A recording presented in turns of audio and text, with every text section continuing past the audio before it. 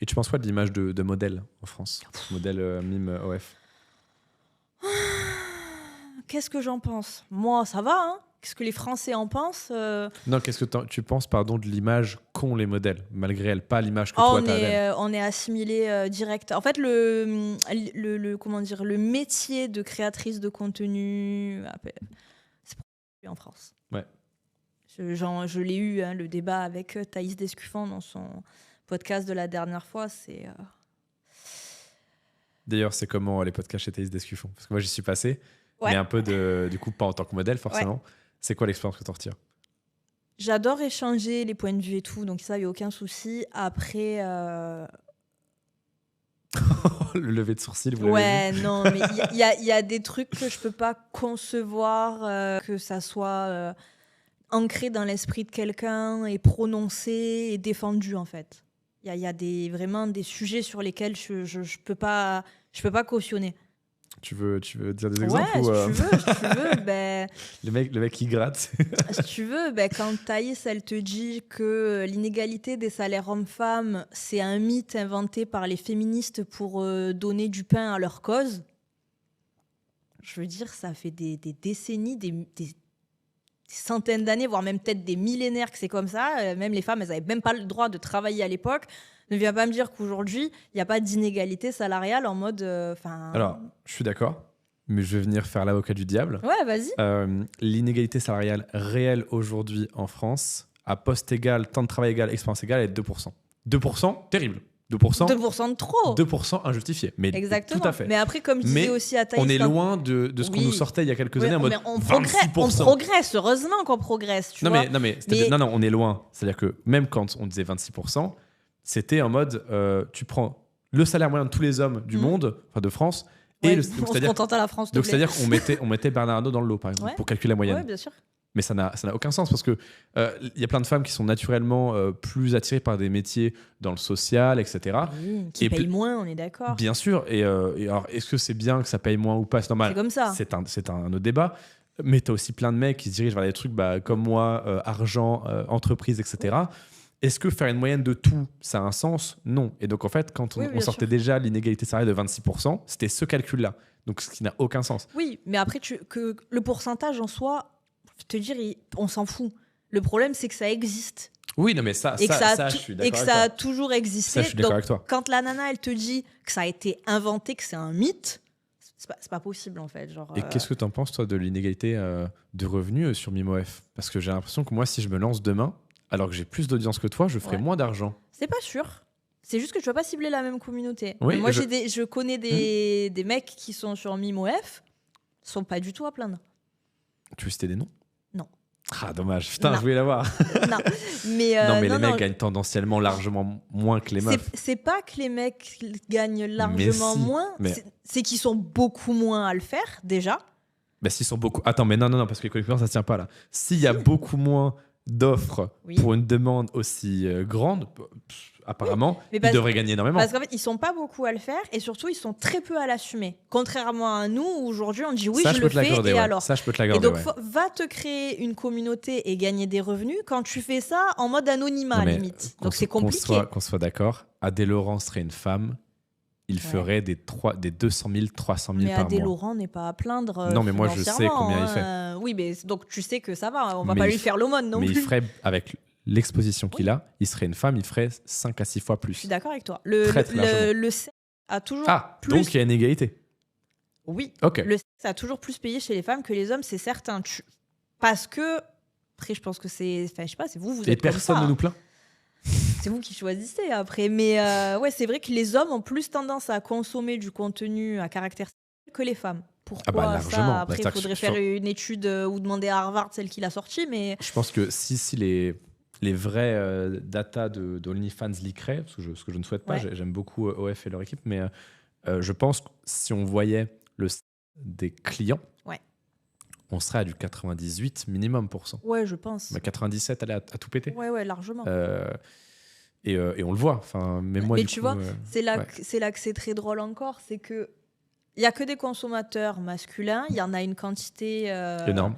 Voilà, mais tu vas systématiquement pointer du doigt la nana qui du coup utilise cette demande pour créer son offre et gagner de l'argent en disant ouais mais t'as vu c'est elle joue de son corps, elle est sur les plateformes, elle se elle se machin, mais tu vas jamais pointer du doigt ces fameux 98% qui consomment. Faut-il pointer du doigt les dealers ou les drogués? Ouais, mais du coup à ce moment-là laisse juste tout le monde faire ce qu'il veut. Je suis d'accord. Et ne juge Bien personne. C'est pas des c'est pas des crasseux, c'est pas des drogués, c'est pas des addicts. Laisse les gens faire ce qu'ils veulent. Il y a une, je pense, dans chacun de ces ressentis, en fait, quand tu t'en fous vraiment, tu t'en fous. Ouais. Ça ne te touche pas. Quand tu es en mode OK. Et je pense que dans chacun des comportements de réaction un peu violente quant au modèle, etc., c'est que je pense qu'il y a forcément une part de jalousie. Tu vois, peut-être la meuf qui critique une modèle OnlyFans, elle est en mode ah, putain, elle ose faire ce que moi j'ose pas faire. Ça peut être ça, ça peut être ah, putain, elle est quand même vachement belle. En fait, moi je pense qu'il y a beaucoup de trucs refoulés qui reviennent. Peut-être, mais après tu fais ce que tu veux. Enfin, je pense que la vie elle est suffisamment compliquée aujourd'hui pour avoir à gérer celle des autres. Oui, je suis entièrement d'accord. Donc moi les gens ils font ce qu'ils veulent. Enfin, moi c'est méchant. Enfin, ça paraît méchant quand je dis ça et très hautain, mais moi les gens m'indiffèrent. C'est-à-dire que ce qu'ils font de leur vie ça m'est égal. Ouais. Je m'en fous. J'ai même pas. Quand je rencontre quelqu'un, bonjour, comment tu t'appelles? Tu as quel âge? Tu fais quoi dans la vie? Ça ne m'intéresse pas. Il y a des gens, je passe des soirées à discuter avec eux, je pars, je connais pas leur prénom.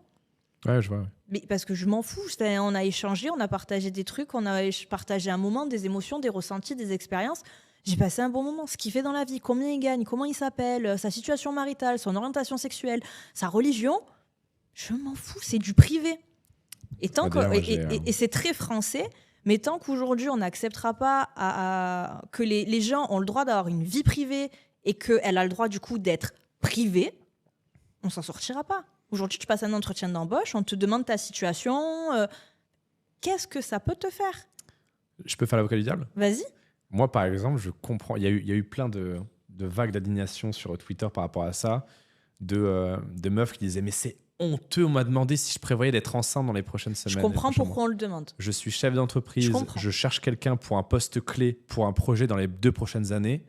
Si tu tombes enceinte dans ces 2 ans, oui, ça me fait chier. Oui, mais je suis très heureux pour toi que tu attends un enfant, sincèrement. Mais si j'ai un projet sur 2 ans qui nécessite toi à 100% et que tu me dis je vais être enceinte... Oui, je peux pas me dire qu'il va y avoir 18 mois où t'es pas là, quoi. Non, je suis complètement d'accord avec toi. Mais c'est comme si j'ai besoin pendant 2 ans d'un mec qui a un physique de fou parce qu'on va faire des tâches physiques. Bah, je vais pas prendre un mec tout fin. Mais je m'en fous du mec tout fin. Je suis pas particulièrement musclé non plus. Mais pour la tâche, je ne peux pas, tu vois. Ouais. Et je trouve que des fois, on s'insurge un peu pour des trucs qui n'ont pas lieu d'être, tu vois. Genre, moi, ça, je peux comprendre la question. Ouais, oui, après, dans un cadre professionnel, j'entends que tu demandes à la nana si elle a prévu d'avoir des enfants, ok. Mais dans la vie de tous les jours, qu'est-ce que ça peut te dans un bar. Oui, tu es dans un bar, à quoi qu'est-ce que ça peut te foutre dans un bar de demander à la personne si elle a des gosses, si elle compte en avoir? On est en train de boire un verre, on n'a pas prévu de se marier, on a le temps d'en discuter. Je suis même pas sûre que j'ai envie de te parler après ce verre-là. Donc pourquoi? Ah ouais, mais tu veux pas d'enfant? Parce que ça, alors ça aussi, quand j'ai le malheur de répondre ça. Ah, tu veux pas d'enfant? Non. Tu veux pas d'enfant? Ah mais alors soit c'est. C'est exactement la réaction que je viens d'avoir. Ah, tu veux pas d'enfant? Tu veux pas d'enfant? Non. Alors soit j'ai droit au. Tu changeras d'avis. Tu verras plus tard, tu vas changer d'avis. Ok. Soit, ouais, non, mais c'est parce que t'as pas rencontré le bon. Et pourquoi tu veux pas d'enfant? Pourquoi faire? Très bien. Tu peux poser la même question à quelqu'un qui te dit tu veux des enfants? Oui, pourquoi? Parce que moi, si je réponds, parce que je pense que ma vie n'aura pas de sens si à genre 40 ans, je me dis, je me souhaite d'avoir continué à réussir autant, etc. Et que voilà, financement, ça soit fini. Enfin, c'est bon, j'ai fini la majorité du jeu. C'est bon. Ouais. Là, si j'ai pas 2 bambins qui courent devant moi personnellement, ça regarde que moi. T'es pas encore construit. Je pense que je sentirai un vide des dents. Mais c'est moi. Et toi, je comprends. Tu me dis, je veux pas d'enfant. Je fais cool. Ouais, là, j'en veux pas parce que déjà, c'est pas le moment, comme tu dis. Peut-être que le jour où je serai au top, là, je me dirais, bon, ben ça y est, je suis à l'aboutissement de ma vie, je peux y aller. Mais là, aujourd'hui, désolé, c'est ultra pessimiste ce que je vais dire, mais bon. Vu le monde, comment il tourne en ce moment, et je vois c'est pas le moment et je vois pas l'intérêt. Moi, je trouve que le monde tourne très bien si tu joues bien tes cartes, tu vois. Oui.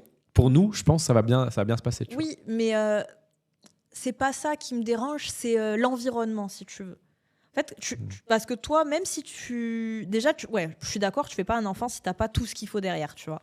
Mais même si toi, t'as le meilleur jeu de cartes du monde, t'as tout ce qu'il faut pour que ça se passe bien, mais tu peux avoir la meilleure main, si tu as que des 2 qui sortent, t'es... Et aujourd'hui, l'environnement autour de nous, c'est une paire de 2. Et t'es là, toi, avec ton Brolandas, tu veux faire quoi ? Faut pas voir que la France. Hein. Je pense que vraiment, quand t'as beaucoup d'argent, et même si, imaginons, la France, ça devient le Mordor, ce qui est probable, en fait, les gens vont partir. Et puis, en fait, c'est tout con, mais il y a plein de gens qui ont de l'argent et qui veulent vivre dans un cadre sain. Bah, tu vois, Dubaï, c'est une conséquence, c'est la conséquence la plus parfaite de ce qu'on décrit. Clairement. C'est-à-dire que le monde devient... pour la sécurité, pour le bon vivre, pour la tolérance. C'est un marketeur excellent qui disait ça. Il disait qu'en fait, il y a un film qui s'appelle Elysium, où la Terre devient une favela avec énorme. Et il y a une sorte de petite station orbitale, où là, tu n'as que les ultra riches, et c'est le paradis sur Terre. Vraiment, c'est le paradis. Il est génial. En fait, c'est Dubaï.